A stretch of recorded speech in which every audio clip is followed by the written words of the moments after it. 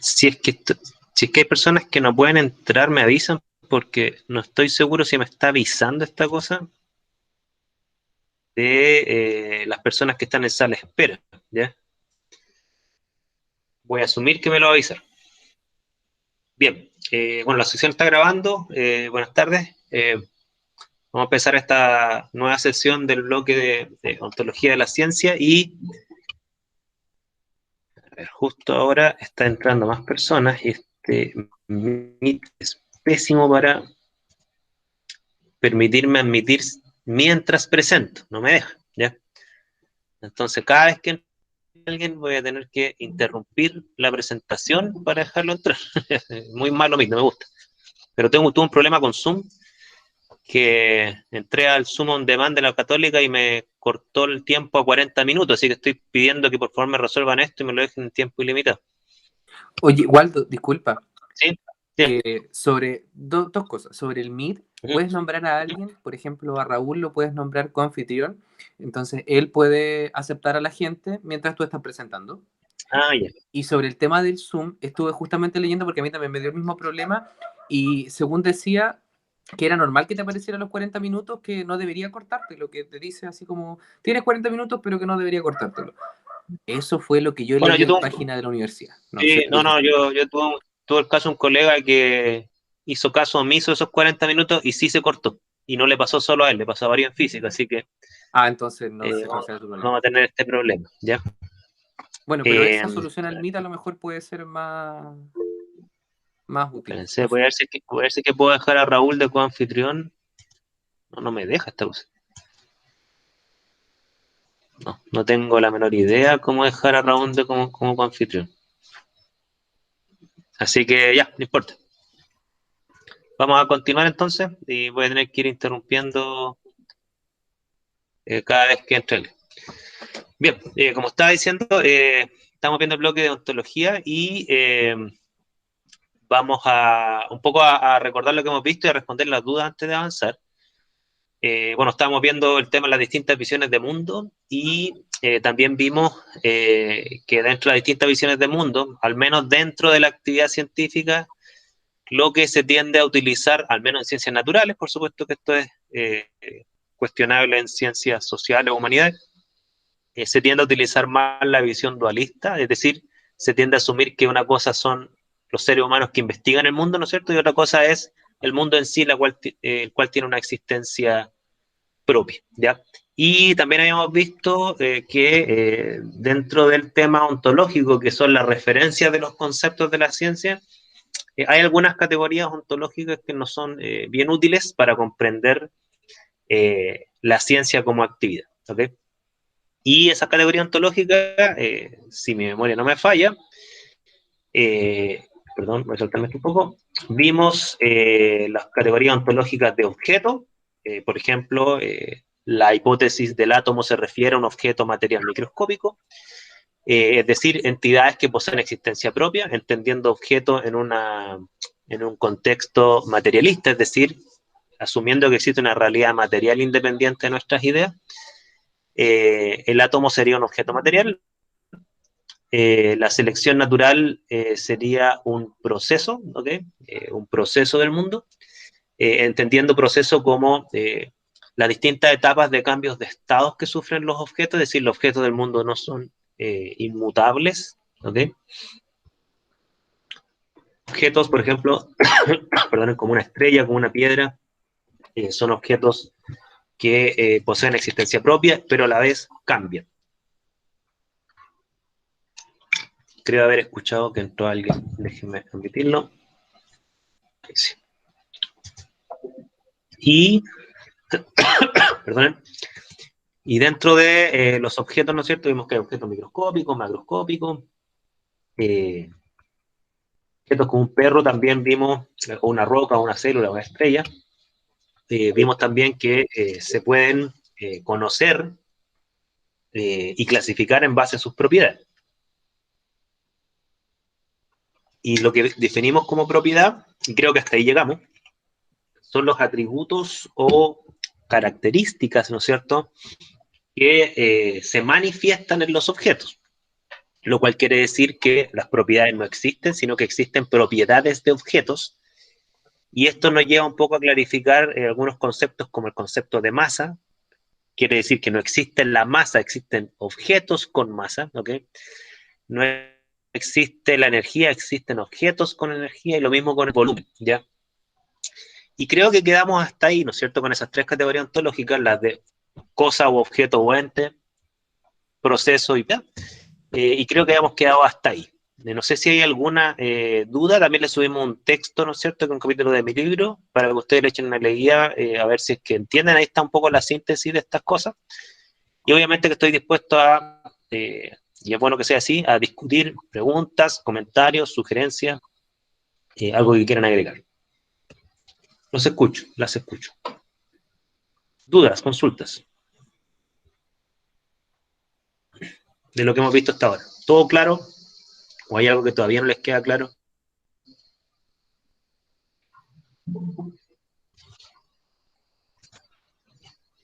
¿Dudas, consultas?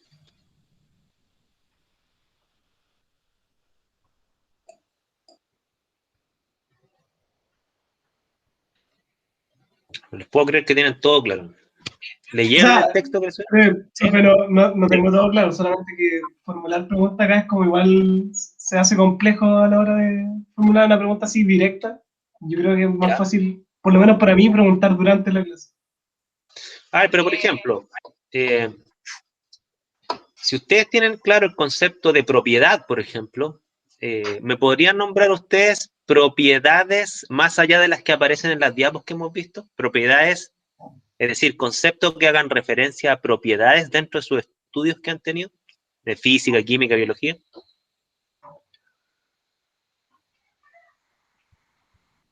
Nómbrenme conceptos que según ustedes hacen referencia a propiedades, además de la masa, además del volumen, además de la energía, de todo eso que hemos visto.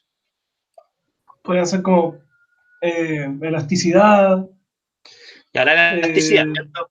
Es un atributo, una característica. Ahora, yo estoy de acuerdo con eso, ¿ya? Ahora, si estamos de acuerdo con eso, que la elasticidad es una propiedad, la pregunta que surge es, denme entonces un ejemplo de un objeto que posea elasticidad. Fíjense lo importante de esto, o sea, estamos diciendo que no existe la elasticidad, existen objetos con elasticidad.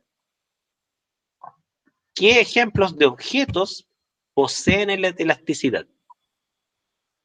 Un elástico, un resorte. ¿Ok? Un resorte, ¿no es cierto? Así me acuerdo yo en las clases físicas. Entonces, claro, no todos los objetos del mundo poseen elasticidad, algunos poseen elasticidad. ¿Ok? De ahí viene la importancia de las propiedades. Las propiedades nos permiten a nosotros conocer las similitudes y las diferencias que hay entre objetos del mundo. ¿Ok? Como también nos permite hacer clasificaciones. Por ejemplo, el concepto de, como creo que lo discutimos hasta la última clase, el concepto de vegetal, ¿ok? Se entiende que hace referencia no a un objeto, hace referencia a un conjunto de objetos que comparten al menos una o más propiedades que los hace definirlos como vegetales, ¿ok? Entonces, por ejemplo, podríamos nosotros generalizar. Denme ejemplos de propiedades que comparten todos los vegetales.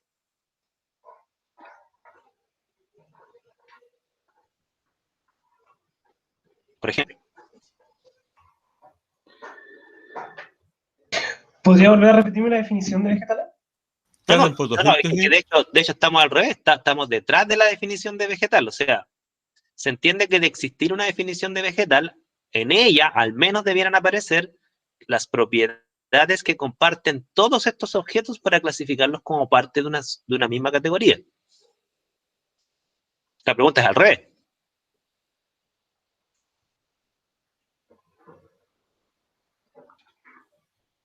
¿Qué propiedades tienen todos los vegetales? Que los hace similares y también los podría hacer distintos de los animales, por ejemplo. Por ejemplo, los vegetales son fotosintéticos. Ya. Pero La esa no es una capacidad de propiedad, realizar fotosíntesis, ¿no es cierto? pero eso no es una propiedad excluyente. O sea, lo que pasa es que hay propiedades que los hace semejantes entre sí, ¿no es cierto? Y después vamos a discutir si con esa sola propiedad podemos diferenciarlo de otras categorías de seres vivos, ¿ya? Pero estamos A eso claros iba, porque solo por decir fotosintético no estoy diciendo vegetal, pero sí es una propiedad de ser vegetal. Claro, es lo mismo que decir es una propiedad necesaria, quizás no suficiente para definir lo que es un vegetal, pero sí es necesaria, ¿ok? Entonces, claro, Imposibilidad de movimiento. ¿Perdón? Imposibilidad de movimiento. O sea, mira, más que de movimiento en general, quizás de desplazamiento podríamos llegar a un acuerdo, porque los vegetales igual se mueven, quizás no se desplazan. Por ejemplo, Sí, los vegetales... Ahora, igual los vegetales tienen células móviles, ojo con eso. Por ejemplo, el ginkgo biloba es una especie que tiene gametos móviles, como los humanos. Pero esos gametos se pueden mover independientemente de la estructura vegetal o tienen que estar siempre formando parte de la estructura. Me pillaste. No lo sé. No claro, soy experto. Mira, esto es muy importante porque y voy a aprovechar la intervención de Cristian para clarificar un tercer concepto ontológico, fíjense, que es el concepto de sistema, ¿ok? Que es un concepto, a mi juicio, más que filosófico, es termodinámico, ¿ya? Pero bueno, me podrá discutir eso. Fíjense que cuando uno habla de una propiedad, ¿no es cierto? Uno dice, mira, esta propiedad es intrínseca o esencial a esta categoría. Por ejemplo, la propiedad de sintetizar tu propio alimento a través de la luz y el CO2, ¿no es cierto? La fotosíntesis. Bueno, esa propiedad es intrínseca del vegetal, ¿ok? Luego, hay que entender que casi todos los objetos del mundo, casi, ¿ok? Después vamos a discutir cuáles son esas excepciones. Casi todos los objetos del mundo no son bloques indivisibles, ¿ya? Uno puede darse cuenta que casi todos los objetos del mundo están conformados de subunidades, subpartículas, subentidades. Nosotros, por ejemplo, los seres humanos, nosotros estamos constituidos de órganos, de sistemas, de distintos subsistemas, el sistema endocrino, el sistema circulatorio, y ese sistema, ¿no es cierto?, tienen objetos que lo componen, ¿no es cierto? Está el corazón, los pulmones, el cerebro, ¿no es cierto? Esos son objetos que nos componen.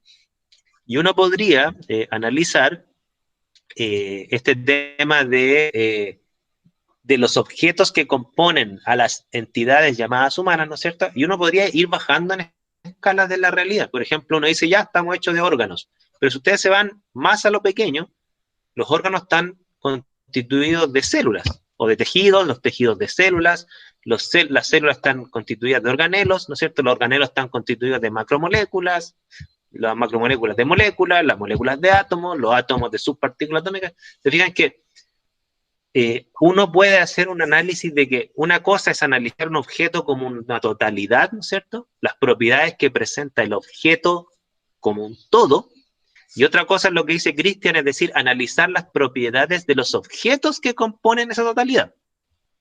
Es otra escala de la realidad. Entonces, cuando Cristian dice, y creo haberte entendido así, Cristian, que hay algunas células de los vegetales que se pueden mover.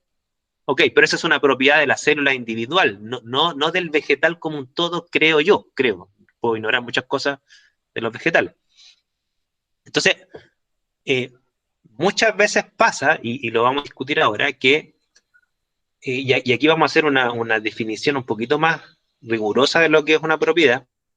Muchas veces pasa que hay propiedades que emergen a un cierto nivel de la realidad, pero que desaparecen, por ejemplo, a un nivel más bajo de la realidad. Por ejemplo, nosotros hablamos, y por mucho que estemos constituidos de órganos, nuestros órganos no hablan, tienen que unirse varios órganos para que emerja la propiedad de hablar a nuestro nivel, ¿ok?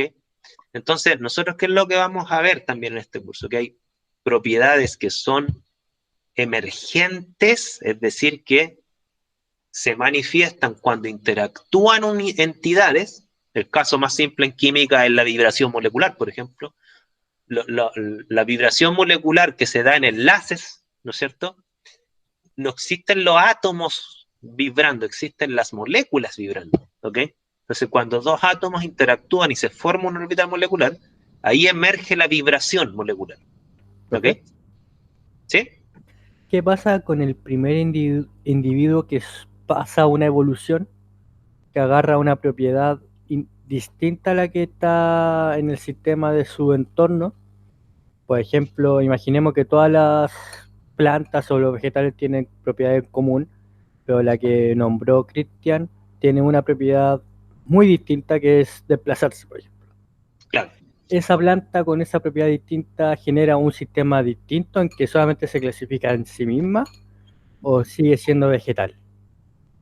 Ya, tu pregunta es bien interesante porque ahí es donde empieza, y aquí voy a decir lo que yo lo sé, yo no soy biólogo, pero yo he estudiado algo de la filosofía de la biología, sobre todo en el tema evolutivo. Ahí aparece lo que los biólogos llaman especiación. O sea, ¿y qué sería la especiación? ¿No es cierto? Estamos claros que los seres vivos van cambiando, ¿ok? Pero estos cambios son graduales. Como tú bien dices, puede aparecer en algún momento un vegetal con una propiedad nueva, ¿no es cierto? Y esa propiedad nueva, si ese vegetal, esa propiedad nueva le da una capacidad adaptativa mayor, ¿no es cierto? Ese vegetal va a generar descendencia que va a hacer que perdure esa nueva capacidad para con los vegetales que le siguen, ¿no es cierto? Ahora, hay que entender que los procesos de cambio son graduales. Entonces, claro, es muy probable, tratando de responder tu pregunta, que emerja una nueva propiedad. Pero esa propiedad en sí, ¿no es cierto?, genera un nuevo vegetal. No es que genera una entidad que tú ya no llamas vegetal, ¿ok? Pero ¿qué es lo que pasa a nivel evolutivo? Cuando tú ya te vas proyectando a miles de generaciones después o millones de generaciones después, empieza a pasar una cuestión que se llama especiación, que le llaman los biólogos, que es cuando la suma de cambios graduales a lo largo de varias generaciones, y esos cambios van perdurando por razones de selección natural, llega un momento en donde los últimos descendientes ya tienen tantas diferencias con los primeros individuos de ese grupo que ya no se reconocen entre sí. ¿Y cuál es el punto de quiebre que dicen los biólogos? Es cuando es tanta la suma de diferencias que ya ni siquiera hay reproducción entre ellos. ¿Ok? Ahí es donde los biólogos dicen, esto ya es una especie distinta. ¿Ok?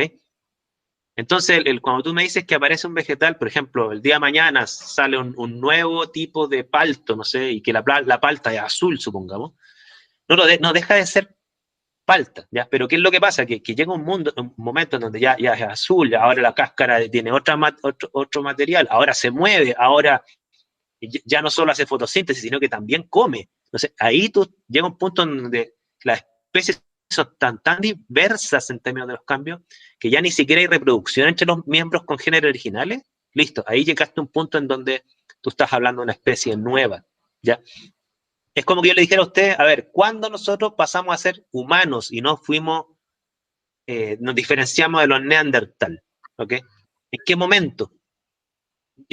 Alguien me podrá corregir que quizás no eran los neandertal, me va a decir que eran otro homo sapiens con un apellido distinto. Yo no estoy tan docto en esos temas, pero usted me entiende. Pues, o sea, hay homínidos comunes, ¿no es cierto? Sin embargo, nosotros nos diferenciamos como somos una especie distinta, ¿ya? No somos solamente un neandertal con un par de cambios menores, ¿ya?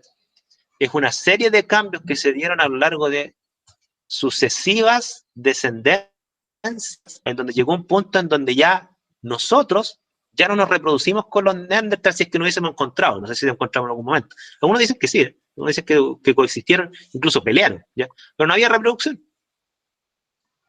No había reproducción en condiciones naturales, ¿ya? El caso más bonito que yo he visto, bonito porque me gusta a mí nomás, no por una razón objetiva, es por ejemplo el paso del perro al lobo. O sea, al revés, del lobo al perro, ¿ya? Porque fíjense que en un contexto natural, yo sé que artificialmente se puede hacer la cruz, ¿ya? O sea, no es que un perro y un lobo no puedan hacer cruces y no generar descendencia, la generan. Pero eso se logra solamente en condiciones artificiales, o sea, tienen que tenerlos un poco más que encerrados, así un macho y una hembra, para que pase la cruz. Pero en condiciones normales ya no ocurre eso, ¿ya? Entonces uno dice, ¿qué tanto cambio se acumuló? Cambios psicológicos, neuronales, físicos, ¿no es cierto? En condiciones normales ya no hay reproducción entre perro y lobo, o sea, en condiciones absolutamente artificiales está ocurriendo eso, ¿se fijan? Ahí tienen ustedes como ejemplos de especiación, ¿ya? Entonces, le fija que la respuesta no es dicotómica, creo que Benjamín me hizo la pregunta. La respuesta, o José, no sé quién me hizo la pregunta. Yo. La respuesta, tú, Benjamín, la respuesta de fija no es dicotómica, o sea, la evolución que lleva a la especiación es un proceso gradual, no es una cosa que ocurre con una sola cambio que se manifiesta en un individuo, ¿ok? Son varios cambios de varios individuos que van perdurando en el tiempo y se van acumulando. Cambios favorables, estamos diciendo, porque también hay cambios desfavorables que hacen que se extingan, ¿no es cierto? Ciertos, no sé si llamarles genotipos, ¿ok?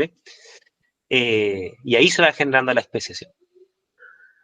Es bien bonita la evolución, ¿eh? Yo les recomiendo que lean. Hay un libro que yo como químico, que sé muy poco biología, me fascinó muchísimo, que lo escribió Richard Dawkins, que a él se le reconoce como el divulgador de la ciencia vivo más importante que existe, y eso está cuantificado por el número de citas que tiene en sus trabajos.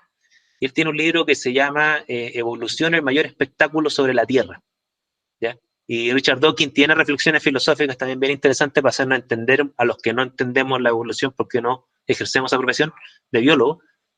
Muy bueno. Waldo, ¿Más dudas? Sí, Raúl. con respecto a lo que se está conversando, quisiera dos pequeños aportes. Mira, Sí. con respecto al punto del hombre neandertal y el Homo sapiens, fueron dos especies de humanos que convivieron hace como unos 6.000 años, algo así. Hay evidencia de que se cruzaron, de cierto modo, entre las especies, ¿eh? Y prueba de eso es que todavía tenemos el gen que produce la diabetes en los humanos actualmente. Y eso era una condición que tenían los neandertales.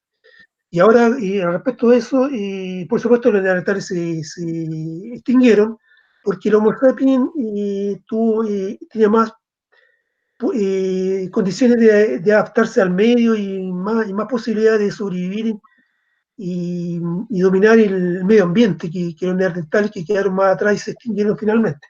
Y lo que quería aportar, Waldo, sobre el interesante tema de apreciación y de la evolución, etcétera, es que aquí en Chile, y específicamente en Copiapó, y relacionado con el tema de lo que hacemos de investigación en nuestro laboratorio con metaloides, como el arsénico, es que, y es parte de mi trabajo de tesis también, y por eso lo toco, es que el arsénico es un tóxico que al final produce envenenamiento en el ser humano cuando está muy acumulado en los tejidos y finalmente produce cáncer y la muerte, puede ser a temprana edad, etc.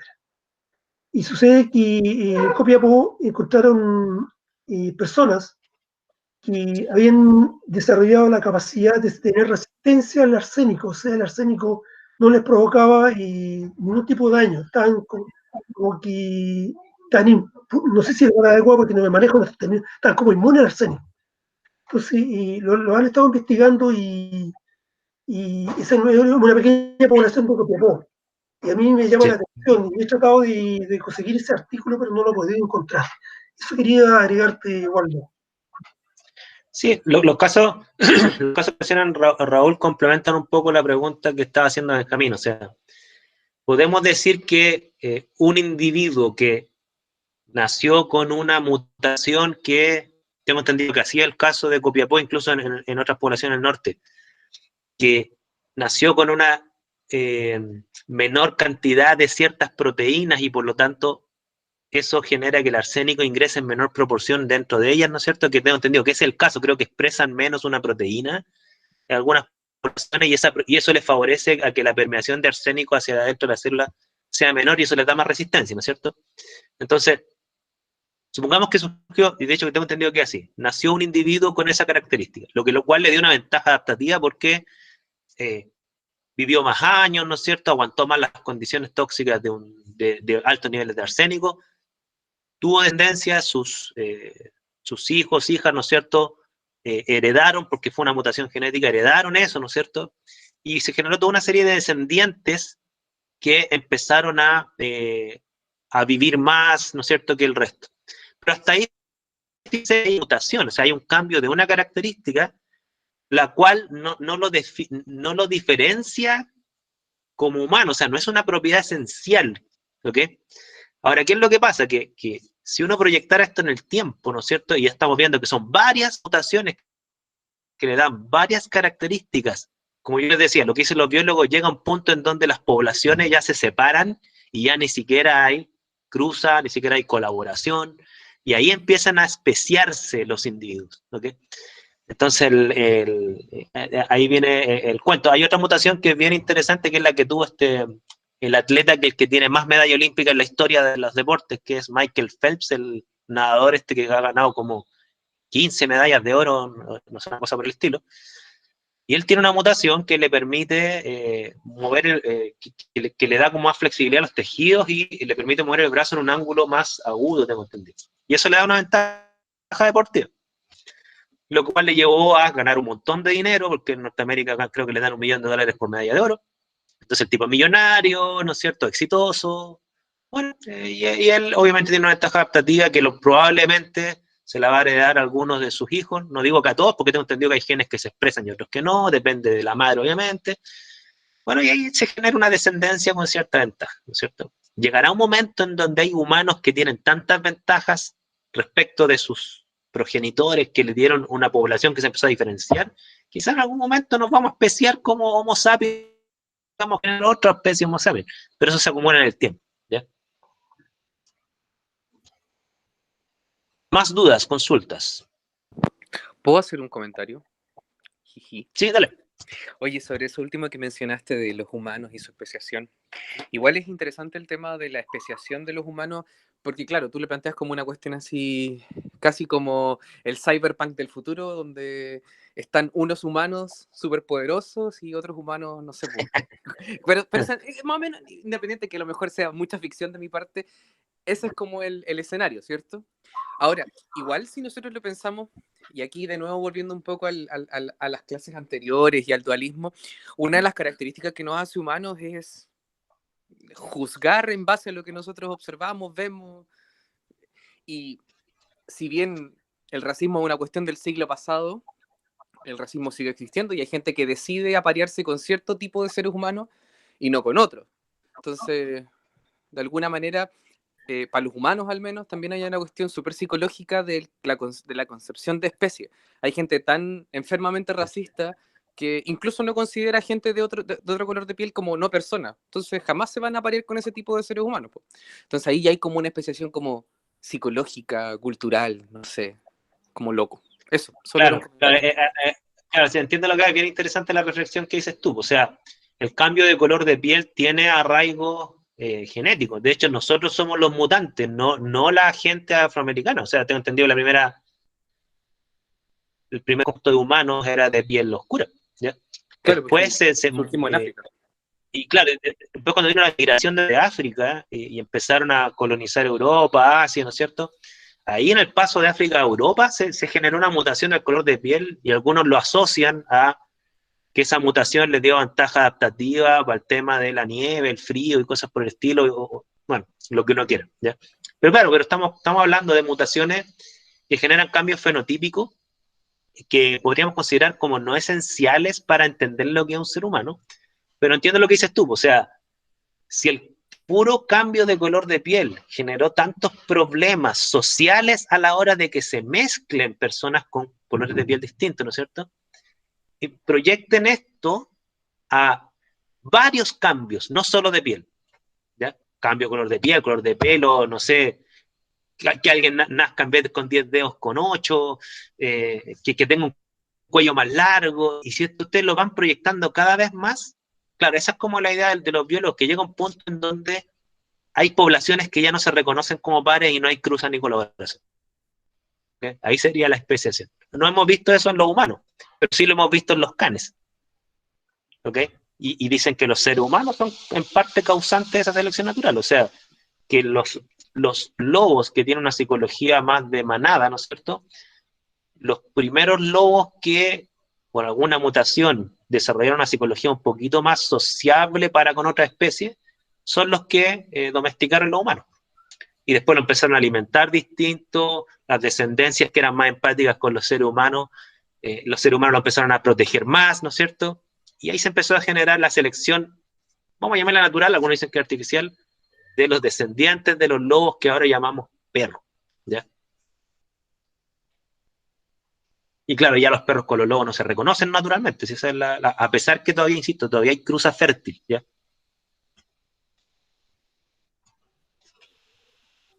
Dame un segundo, voy a acercarme un poquito. Ahora, como decíamos en la última clase, dentro de todas las propiedades que estamos mencionando, la única propiedad que se cree hasta ahora que es similar a todos los objetos de la realidad, a todos, o sea, que nos hace a todos iguales, es la energía. Eso es lo que plantean algunos filósofos que dicen que la ciencia nos ha llevado a encontrar la única propiedad transversal a todos los objetos de la realidad. Todas las otras propiedades que existen, ¿no es cierto?, se manifiestan en algunas categorías de objetos y no en otras. Por ejemplo, hay objetos con masa y hay objetos sin masa, como los fotones. Hay objetos que portan volumen, otros que no portan volumen, como los neutrinos. Hay objetos que, no sé, que brillan como la estrella y hay objetos que no brillan, ¿no es cierto? Entonces, pero la energía, que es lo que da el cambio, ¿no es cierto?, dicen que es la única propiedad universal. E incluso algunos utilizan la energía como una forma de definir qué es la materia. ¿Okay? Cuando uno dice qué es la materia, bueno, es la respuesta que más he visto, que me hace más sentido en base a lo que sé de ciencia al menos, es que en realidad no existe la materia, lo que existen son objetos materiales y todos los objetos materiales portan energía y por lo tanto cambian. Esa es como la gran reflexión.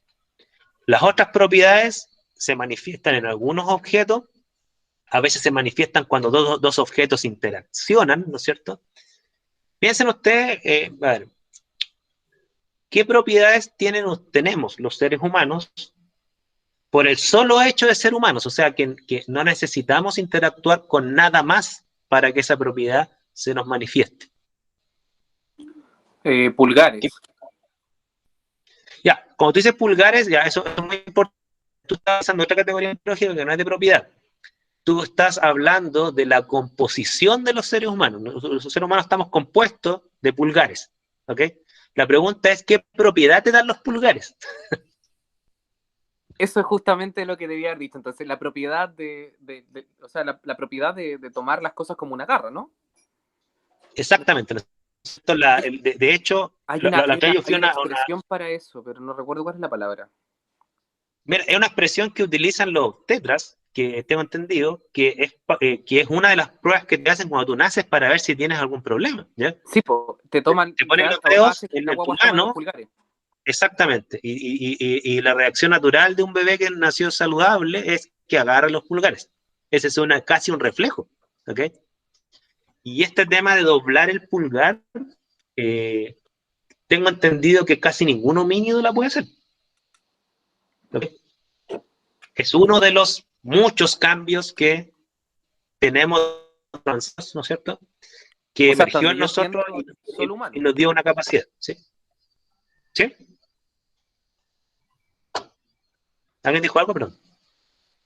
No, yo decía que hasta donde yo entendía, claro, los pulgares los pulgares oponibles son una característica exclusiva de los humanos. Hasta donde yo entiendo. Claro. ¿Se fijan? Entonces la capacidad de agarrar objetos con la mano es una propiedad que está en nuestra... que emerge de estructura, ¿ok?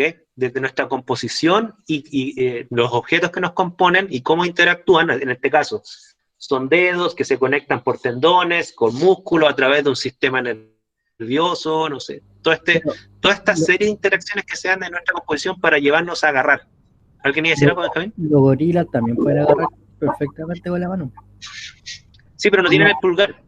Eso es lo que yo tengo entendido, ¿eh? Creo que tienen un agarre así, y que este dedo lo tiene tieso, ¿ya? Entonces, eso a nosotros nos da, por lo que recuerdo, una exposición que hizo un biólogo una vez, que hay un agarre fino que nosotros podemos hacer, que que está acá. No sé si lo ven. ¿Me están viendo, no? ¿Me están viendo? Sí. Ah, ya. Este agarre que hacemos nosotros así. Tengo entendido, ¿ya? Oye, ¿y sabéis que Porque- un detalle, ese agarre fino que nosotros estamos haciendo, ese pequeño detalle evolutivo transformó la historia de la humanidad para siempre, porque es el detalle que se usa para escribir. Y cuando el humano fue capaz Así, de dejar en escrito las cosas que aprendía, o sea, loco, explotamos como sociedad. Impresionantemente. no, así dicen. De hecho, contrario a lo que yo creía antes, ¿no es cierto? Yo pensaba que el principal cambio que tuvimos fue a nivel de masa cerebral. Yo cuando una vez fui a la exposición de este biólogo que es filósofo de la biología también, él dijo que incluso hay un ancestro común que tenía más masa cerebral que nosotros. Entonces, que no es tan cierto que somos los homínidos con la masa cerebral más grande proporcionalmente a nuestro tamaño. Nosotros tenemos una masa cerebral un poco más pequeña que otro ancestro que teníamos, pero sí, como dices tú, hay otra serie de cambios que nos favoreció para explotar esa masa cerebral, que era el agarre fino, caminar erguido y con los ojos mirando hacia adelante, ¿no es cierto? El cambio de alimentación, fíjense que este biólogo dijo una cuestión que a mí me sorprendió, quizás yo lo tomaría con escepticismo, pero él dijo que hay que tener harto cuidado de entender que evolutivamente un cambio que nos hizo una gran diferencia a nivel de cómo explotamos nuestro cerebro es el paso de ser vegetariano a ser omnívoro. Dijo que cuando ocurrió ese cambio es cuando el cerebro se volvió más poderoso. Y él tenía un argumento incluso contrario. Él decía que porque él consideraba que la alimentación vegetariana, siendo saludable, es peligrosa. Decía. ¿Por qué era peligrosa? Porque hay que controlarla muy bien para no tener deficiencias en ciertas sustancias nutritivas, porque de lo contrario podríamos caer, dijo, en una alimentación vegetariana propia de no me acuerdo cómo se llama este ancestro común que él hablaba, que los volvía intelectualmente inferiores a nosotros.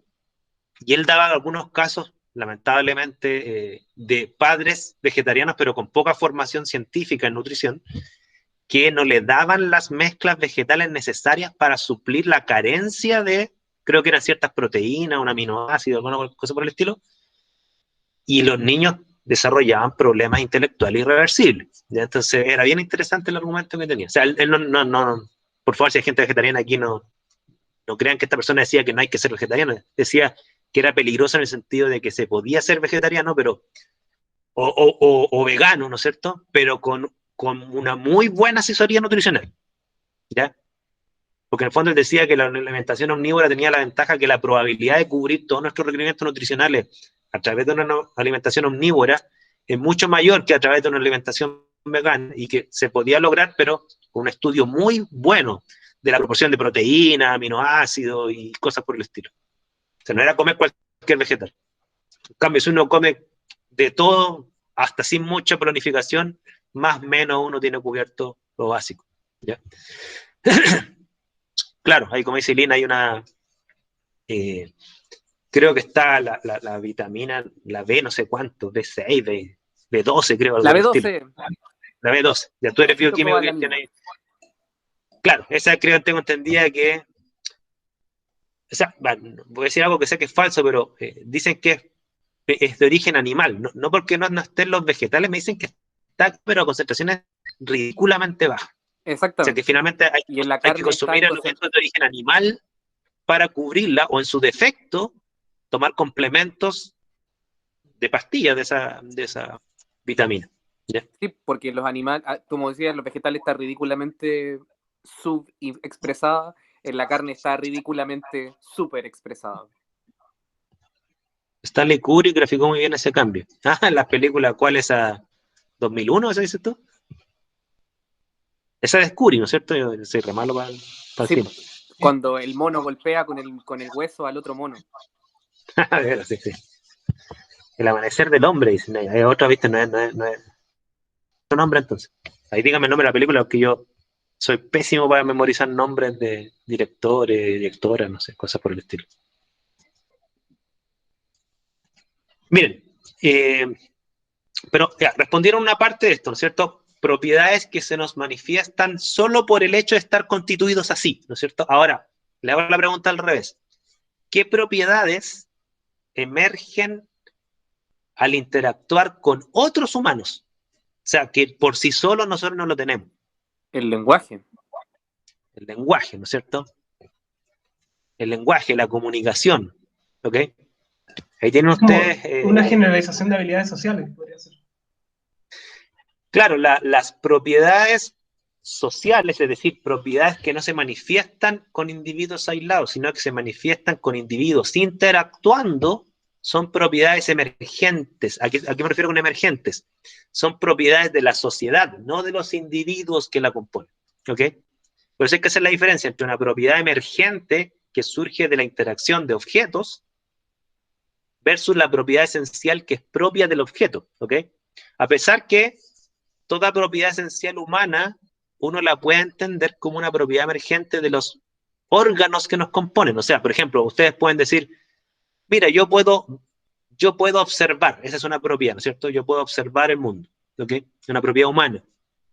Ahora la pregunta es, pero, ¿por qué emerge en nosotros esa propiedad? Y ahí viene una respuesta, y hay que ir a escala más microscópica, decir, mira, la visión, ¿no es cierto?, surge de la interacción que hay entre los fotones que recibe el ojo, que se transmite por los sistemas nerviosos hacia el cerebro, y el cerebro lo procesa. Entonces, ahí emerge la propiedad.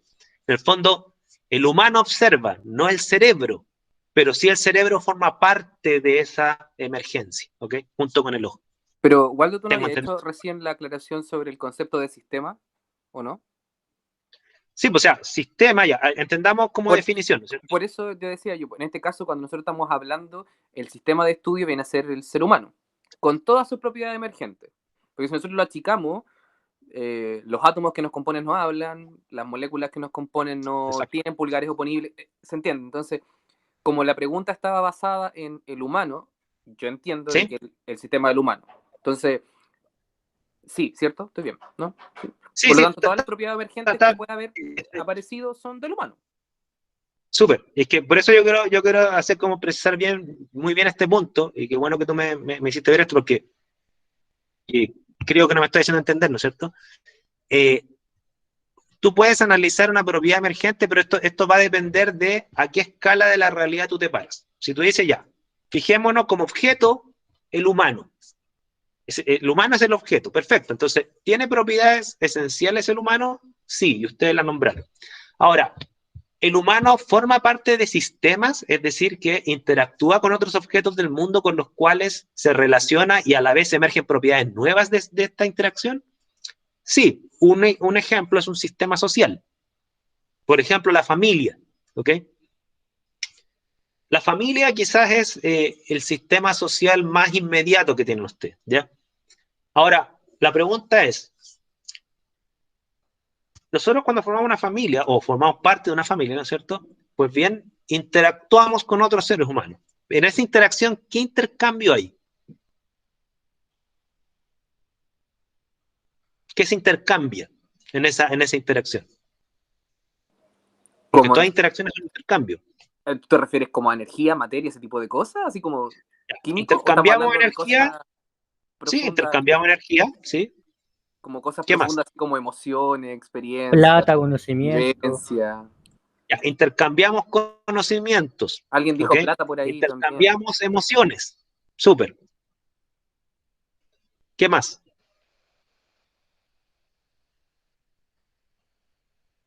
¿No se le ocurre nada más? Pucha, podríamos decir que intercambiamos fluidos, pero ¿para qué ser tan explícito a las 12 del día? Está hablando ya, te está reduciendo a la pareja, está hablando de la familia también. Bueno, pero está bien. Ya. Pero también es un círculo social, uno aprende mucho de sus parejas Sí. y deja mucho en sus parejas No, también. ojo, también intercambiamos dinero. Por Algunos trabajo, dan, otros por reciben. explotación laboral. No, porque si tú tienes un hijo, Sí, claramente tienes que transferirle recursos económicos, claro. claramente. Sí, ¿Ya? sí. Y se entiende que cuando ese hijo esté grande y uno esté viejo, el hijo te lo va a transferir a ti, si es que tu hijo te quiere y tú fuiste buen padre madre. Más que eso, si Inversión a largo tu hijo plazo. tiene un sueldo para eso, yo creo que de más.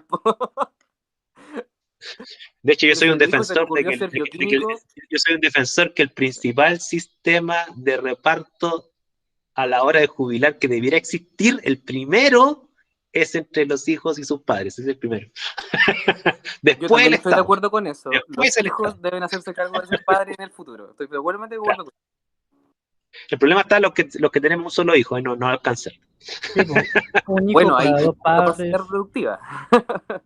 Por eso los que no tengan tienen unos hijos. 4 o 5, unos 4 o 5 hijos. Se intercambian limitaciones también. O sea, les va a salir caro mantener 4 o 5 hijos, pero a futuro van a tener una jubilación. Oye, es que yo no sé cómo, para tener 4 o 5 hijos tú tenés que tener un sueldazo, po, porque si no, o sea, todos Sí, tus hay hijos que ser pasan hambre bioquímico. mira. Hay que ser bioquímico, ¿cierto? Hay que ser decano, Bueno, el decano tiene 8, tiene 8. por eso lo decía. Bien, entonces se fijan, hay intercambio, ¿cierto? Ahí se forma una familia, ¿no es cierto? Ahora, y de ese intercambio, ¿qué propiedad surge? De esa interacción. La Que habilidad, emerge la habilidad de comunicarse podría ser una, pero yo creo que lo más la importante, comunicación es una, ¿no es cierto? Estamos bien. ¿Qué más? Una, comunicación. ¿Qué más? yo creo que lo más importante o rescatar de esto que quería mencionar en delante era intercambio de conocimientos, no necesariamente entre ambas partes, sino un intercambio de conocimiento de una persona que tiene más experiencia a una que tiene menos. Ya, Eso yo leí. intercambio de conocimiento. Ya. Esa es la interacción, súper. Pero, y de ese intercambio de conocimiento, ¿qué cosas surgen como familia, no como individuo? Una generación más óptima. ¿Una qué, perdón? ¿Una? Generación más óptima que la de los antecesores. Suponiendo Ya, que ya, ya. Si te entiendo bien, surge una especie de... A ver, hay que ponerle una etiqueta a eso, ¿no? ¿Puedo preguntar qué significa una generación más óptima? Es que yo creo entender lo que se refiere a Benjamín, salvo que tú quieras explicarlo a Benjamín. Pero yo entiendo que finalmente lo que aspiran los padres apoyando a su hijo, ¿no es cierto? Es que sus hijos puedan desenvolverse mejor que ellos a su edad, una cosa así. exactamente. Generar que no traspasar las limitaciones de los padres a los hijos. Como evitar todas esas cosas. Que no se Mira, manden la misma embarrada. O sea, esa yo creo que Claro, esa es la función de una familia, ya, mira, deja común. ponerle dos etiquetas a eso, ¿ya? Deja ponerle dos etiquetas a eso. Uno, lo que se genera es aprendizaje. O sea, en una familia, ¿no es cierto? Los mayores, para no decirle padres, porque pueden ser de cualquier naturaleza, ¿no es cierto? Los mayores le enseñan a los menores, ¿ok? No todo, obviamente hay cosas que se enseñan en cuestiones profesionales, se enseñan en instituciones, ¿no es cierto? Pero la familia le entrega un capital cultural a los hijos, ¿ok? Bueno o malo, pero se lo entrega, ¿ok? Y ese capital cultural, ¿no es cierto? Que está en el núcleo familiar, ¿no es cierto? Principalmente, no exclusivamente, pero principalmente, bueno, eso genera que si ese capital cultural es bueno, es decir, los mayores, acumulando obviamente más conocimiento que los menores, les van a entregar ciertos consejos, ciertos conocimientos que les van a permitir desenvolverse mejor que ellos cuando tenían su edad. Y eso normalmente es lo que se tiende a ver en núcleos familiares buenos, estoy hablando. Obviamente que si la familia es disfuncional, eso se ve limitado, ¿ok? Entonces, podemos llamar capital cultural, eso es lo que emerge, quizás es una forma de decirlo, Benjamín, que emerge capital cultural, Sí, ¿ok? sí. Porque muchas personas reducen los capitales como lo económico, es que uno le hereda al hijo plata, ¿ya? Obviamente que esa es una capital, pero también uno le hereda en vida o en muerte, como ustedes quieran, capital cultural, ¿ok? De hecho, muchos estudios sociológicos dicen que la principal causa de desigualdad social, más que el capital económico heredado, es el capital cultural heredado. Ustedes entregan conocimientos, redes de contacto, consejos que les permiten tomar mejores decisiones. ¿Ya? ¿Por qué? ¿Quién puso una C? ¿Por qué pones C? ¿Qué significa C, Valentina? No soy de tu generación. Para mí C no sé qué es. Ah, te equivocaste. Pensé que C era una especie de gesto de Profe, la nueva disculpe, generación. Sí.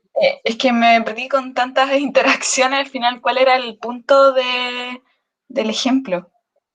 El ejemplo era qué emerge de la interacción de individuos en una familia, por ejemplo. Lo que estamos viendo es que al parecer emerge algo que no emerge en un individuo solo, que se llama capital cultural. La familia, dentro de una familia emerge un capital cultural que los mayores se lo transmiten a los menores. ¿Ok? No digo que el capital cultural es bueno o es malo, va a depender de la familia. ¿Ok? Pero lo que sí está estudiado, está archiestudiado, por ejemplo, que en general padres educados le transmiten un capital cultural enormemente más alto a sus hijos. En términos de, por ejemplo, si te pongo un caso, lenguaje, la cantidad de palabras que utilizan para comunicarse. Y esa cuestión está estudiada, ¿ya? ¿Cuántas palabras maneja una persona, un menor criado por padres con alto nivel educativo versus un menor criado con padres con menor nivel educativo? A la edad temprana manejan menos palabras. Lo que sí está descrito también es que eso pasa principalmente en la niñez, ¿ya? Cuando son adultos tienden a equipararse eso porque ya depende de qué es lo que hace ese niño cuando ya es adulto, ¿no es cierto? Que se puede educar también y se tienden como a equilibrar las cosas. Pero se tienden a equilibrar pasados los 30 años, ese es el problema, ¿ya? Profe, y otra cosa antes que se me olvide, Sí, sí. es que yo tenía una duda de hace rato, pero era con ¿Sí? respecto a su texto. Ya, dime. Esa es la idea. Lo que pasa es que en la página 31 ¿Ya? habla sobre propiedades esenciales, circunstanciales, y esas no las entendí bien, y las causales y las casuales. Esas con 4 no las entendí muy bien. Claro, lo que pasa es que te pongo un caso. Una propiedad esencial de los humanos es la que estamos discutiendo acá, ¿no es cierto? Que los seres humanos tienen un agarre fino, aprendemos, ¿no es cierto? Nos comunicamos, etcétera, con otros seres humanos. Ahora, el color de tu pelo, por ejemplo, es algo meramente casual. Es una propiedad, o sea, el color que tiene tu pelo es una propiedad tuya, pero es algo que emerge por casualidad, ya sea porque por tu edad se te puso canoso o porque te lo teñiste, ¿no es cierto? Pero son cosas que no tiene un efecto sobre tu definición de ser humano, ¿ok? Entonces hay las propiedades que emergen por mera casualidad, que sí, que no afectan la esencialidad del objeto, distintos son las propiedades esenciales, es decir, mira, ¿sabes qué? En realidad tú perdiste la fertilidad. O sea, eso cambia, no te deja, obviamente no te quita tu categoría humana, pero ya eres un ser humano en edad avanzada, ¿ok? Te cambia tu esencia, ¿ok? ¿Te fijas? Ahí hay una pequeña diferencia, ¿ya? Entonces, por eso yo hago la diferencia en el texto entre la casualidad y la causalidad. La casualidad son cosas que pasan por anécdotas, pero que no altera el rumbo ni de tu vida, ni de tu existencia, ni nada por el estilo. La causalidad, ¿no es cierto?, son atributos que aparecen o desaparecen debido a que tú estás creciendo o que es un accidente o que te relacionaste con otras personas, que te cambia tu destino, ¿ok? O sea, no es lo mismo que ustedes que son jóvenes, ¿no es cierto?, tengan un hijo, ¿no es cierto?, a que no lo tengan, ¿ya? Eso va a cambiar, no digo su esencia, pero va a cambiar gran parte de cómo ustedes van a desenvolverse en la vida. Eso no es una anécdota, ¿ok?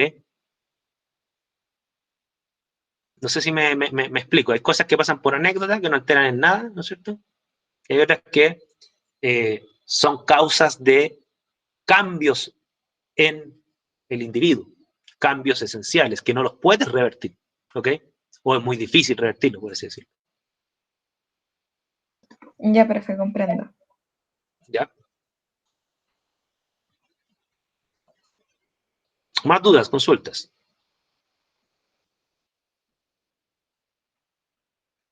Se fijan que este tema de las propiedades no es tan simple como decir propiedad es un atributo que presentan los objetos de la materia. Ya, pero hay varios tipos de propiedades. Nosotros estamos haciendo algunas definiciones entre propiedad esencial y propiedad emergente. Una propiedad casual versus una propiedad causal asociada a la esencialidad, ¿no es cierto? También nosotros vimos en la clase pasada la diferencia entre una propiedad fenoménica y transfenoménica. ¿Se acuerdan que nosotros hablamos del tema de que hay propiedades que emergen en nosotros mismos, por ejemplo, que emergen solamente para quien observa el mundo? Hablamos del tema del color, por ejemplo, nosotros dijimos el color de un objeto no es una propiedad esencial del objeto, emerge en el observador, que capta la luz que se refleja o que se remite de ese objeto, ¿ok? Distinto es la longitud de onda de los fotones, esa es esencial del fotón, no depende de que alguien observe esto, ¿ya? Este tema es bien interesante, bien bonito, y es bueno tenerlas claras porque eso nos permite entender algunos conceptos científicos. Por ejemplo, miren, les voy a poner un caso. Continuamos con la diapositiva.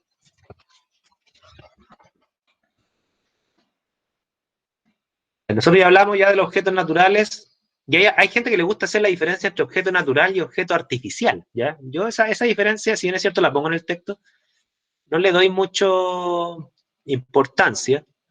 Yo obviamente que ustedes me pueden decir que la Torre Eiffel es un objeto artificial, está hecho por seres humanos, pero yo le hago la pregunta a un panel, ¿qué es para ustedes? ¿Un objeto natural o un objeto artificial?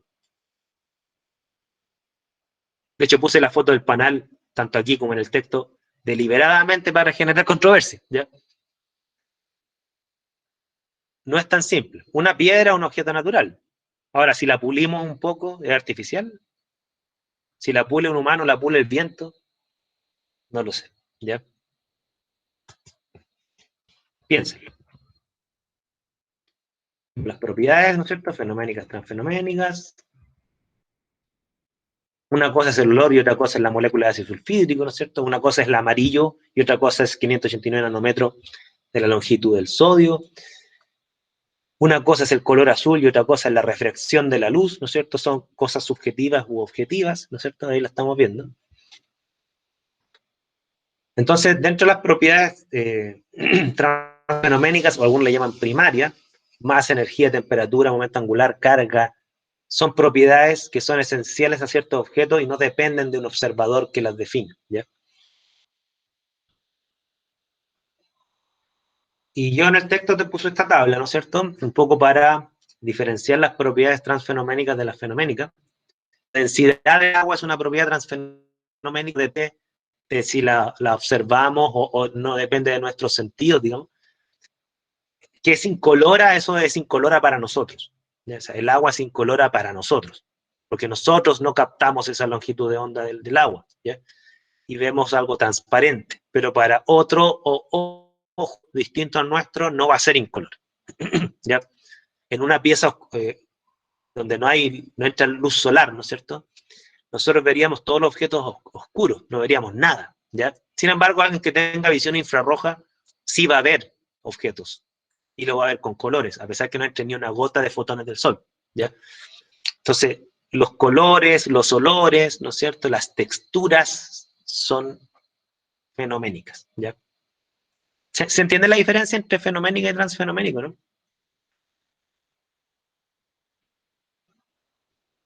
¿Sí o no?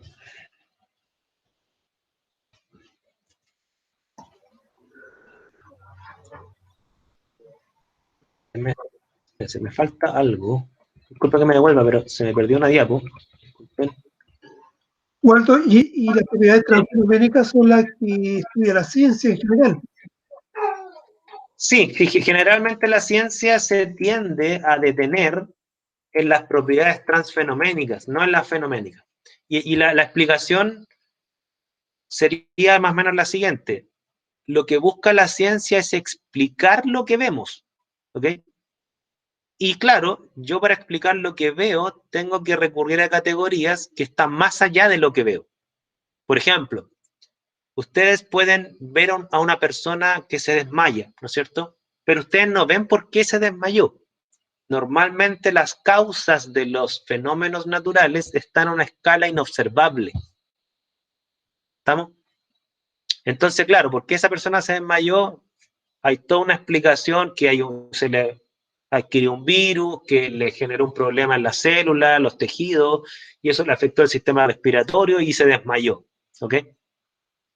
Entonces, las explicaciones de lo que vemos rara vez están a nivel de lo que vemos. Tenemos que recurrir a aspectos que escapan a nuestros sentidos. Por eso la ciencia se detiene, no exclusivamente, pero sí mayormente en propiedades transfenoménicas. ¿Ya? Ya, aquí está la diapo que estoy buscando, miren. Ya, entonces, un perro, por ejemplo, es una entidad que como entidad tiene propiedades, ¿no es cierto? Pero a la vez un perro está constituido de células, ¿ok? O sea, el perro es un objeto y como objeto tiene propiedades, pero a la vez es un sistema porque está constituido de objetos más pequeños que lo componen, ¿ok? pero a la vez el perro forma parte de un sistema. Fíjense el dualismo. O sea, el perro es un objeto, es un sistema hacia abajo y forma parte de sistemas hacia arriba. O sea, el perro no está aislado como objeto, interactúa con otros objetos para poder existir. Por ejemplo, todo ser vivo debe formar parte de una cadena trófica, por ejemplo, un ser vivo superior, como un perro, como nosotros, formamos parte de una cadena trófica, es decir, formamos parte de un sistema trófico con los cuales tenemos que intercambiar masa y energía. De lo contrario, nos vamos a morir. ¿Okay? O sea, el perro debe comer pellet. ¿Okay? Una planta debe estar expuesta al sol. Debe interactuar con el sol a través de los fotones. ¿Okay? Entonces, ese es un principio ontológico que ustedes tienen que tener presente. Todo objeto es a la vez un sistema y forma parte de un sistema.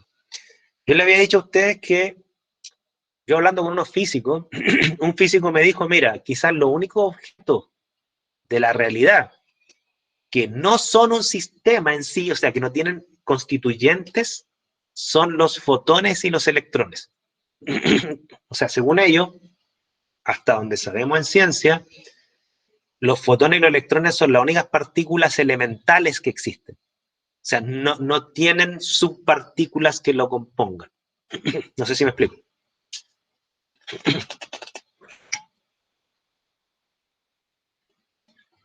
Todos los otros objetos tienen subpartículas que lo componen. Los protones están hechos de quarks, no sé, cosas por el estilo. ¿Ya?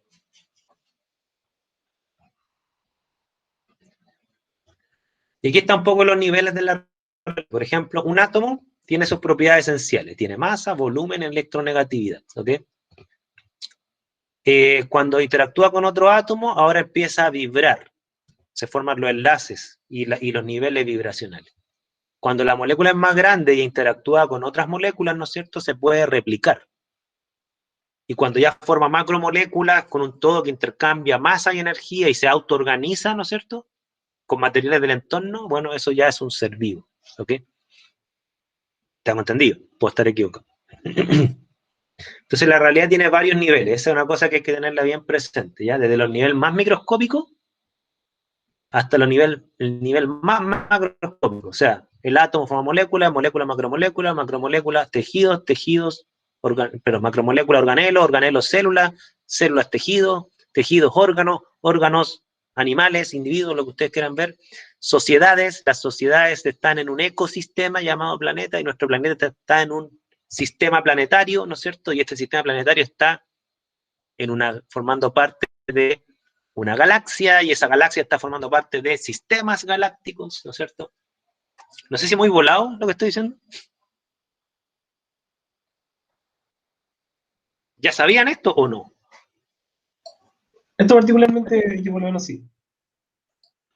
Súper, es bueno que tengan ustedes una cultura científica amplia, independiente de que se especialicen en química, ¿ya? Pues ustedes deben tener una cultura científica amplia, ¿ok? Estos son los patrones de la realidad y por eso se entiende que tiene sentido hablar de ciencias naturales o ciencias de la materia, ¿ya? O ciencias factuales, como me gusta a mí. Entendiendo que la realidad es una sola y nosotros quizás nos especializamos en un nivel de la realidad. Pero dado que la realidad es una sola y está conectada, pues bien, las distintas disciplinas científicas deberían tener conceptos comunes que nos unan. No estamos separados. O sea, la física con la química se conectan. O sea, la química necesita a la física. No porque se reduzca a la física, sino que toma conceptos de la física. Pues bien, la biología necesita la química. No estoy diciendo que la biología es química, no. Pero sí necesita la química. Y hay autores que dicen, aunque esto es más polémico, que dicen que si tú te vas del órgano a la psicología de un ser humano, hay autores que dicen que la psicología debiera necesitar de la biología. No reducirla a la biología, pero sí debiera tener conceptos biológicos. Hay psicólogos que sí aceptan eso, y de hecho existe una rama llamada psicobiología. Hay psicólogos que dicen que no, que lo psicológico es mental, no es biológico, no debiera haber conexión. Bueno, hay todo un debate ahí. Cuando ya nos pasamos a las ciencias sociales y humanidades, toda esta concepción no es tan del todo aceptada, ¿ya? Ahí tienen ustedes ejemplos de sistemas, ¿ok? Desde sistemas biológicos, naturales, sociales, ¿no es cierto? Nosotros, por ejemplo, como sociedad nos hemos organizado con un sistema republicano, ¿ok? Aquí hay un presidente que se elige por las personas, ¿no es cierto? Nosotros no tenemos un sistema monárquico, ¿ok? Como sí existe, por ejemplo, en España, ¿ok? O en el Reino Unido. Entonces son sistemas sociales distintos. Además tenemos un sistema basado en la democracia, no en una dictadura o en un linaje familiar, así tipo un sistema como lo que había en la época de los emperadores, ¿ya? Donde el linaje sanguíneo era el que fijaba los que tenían el poder, por así decirlo, ¿ya? Son sistemas distintos. ¿Estás Ustedes seguro pueden- de lo que acabas de decir? O sea, en términos de definición, sí. Ahora, yo entiendo lo que apuntas tú, o sea, de que no quiere decir que cualquier persona puede llegar fácilmente a ser presidente en un sistema republicano. O sea, En obviamente que hay términos de relaciones de practicalidad. poder. O sea, claro, obviamente que hay relaciones de poder que facilitan o dificultan que algunas personas puedan llegar a esos cargos de poder. Pero lo que sí es claro es que no es imposible en un sistema de linaje tipo monárquico, es imposible que tú seas rey. Aquí es difícil que tú seas presidente. No es lo mismo. ¿Ya? Sí, Y sí, ejemplo, hay, solo quería destacar el nepotismo. Tú sabes que nunca sí, voy sí, a sí. perder la oportunidad de destacar el nepotismo de nuestro gobierno. El nepotismo Un besito para los existe. que están viendo la grabación. ¿Ya? El nepotismo obviamente que existe. ¿Ya? No lo vamos a negar. ¿Ya? Ya, miren, lo que les voy a dar una tarea que no es evaluada, ¿no es cierto? La tarea evaluada la vamos a dar el jueves. Les voy a dejar un enlace que se llama la escala del universo, ¿ya? Donde ustedes van a poder repasar los distintos objetos de la realidad en todos los niveles conocidos. Es una excelente animación para aprender la realidad que estudia la ciencia, ¿ya? Y por favor, véanlo, repásenlo, porque vamos a hacer preguntas respecto a esto. Vamos a entregar los conceptos de estado y vamos a definir un poquito mejor el concepto de proceso, ¿no es cierto? Pero necesito que ustedes repasen ese enlace, ¿ya? Se los voy a dejar en el WhatsApp y se los voy a subir al aula, ¿ok? Porque ya estamos en la hora y no quiero Profe, todo el tiempo. ¿Sí? de la misma manera, el otro día estaba viendo videos de como de esa misma índole. Me topé con un video que se llamaba ¿Qué es vida? Y me recordó mucho a una clase, a una de las primeras clases que tuvimos. ¿Lo podría compartir en el grupo por si les interesa a Sí, ustedes o a los compañeros? súper. O sea, el concepto de la vida todavía tiene debates filosóficos, particularmente ontológicos, ¿ya? Y de hecho esto es súper importante porque dependiendo de la ontología con la cual definas el concepto de vida, va a ser, y asumiendo que tu escala de valores sí respeta la vida humana, ¿no es cierto? De ahí va a depender tu postura, por ejemplo, en temas tan controversiales como el aborto. O sea, ¿cuándo empieza la vida humana? Concepción o ciertos meses o semanas, ¿no es cierto? Lo que ustedes quieran. De eso es súper crítico tu postura respecto al aborto si es que quieres tener una postura coherente, no una postura que te guste psicológicamente, sino una postura coherente con tus principios. ¿Ya? Vamos a entrar en ese debate también, es bien interesante. Comparte ese video y si quieren también discutimos eso, obviamente con respeto y todo el cuento por las distintas visiones. ¿Ya? ¿Más dudas, consultas? No, particularmente no. Bien. Quedamos hasta aquí. Espero que el video haya quedado bien porque no me carga el Meet, pero bueno, tuve que recurrir al Meet por razones técnicas. Ya. Nos vemos el jueves. Chao, chao. Chao, profe, gracias. Nos vemos, que tengan buen día. Chao, Waldo. Gracias, que estén bien. Vamos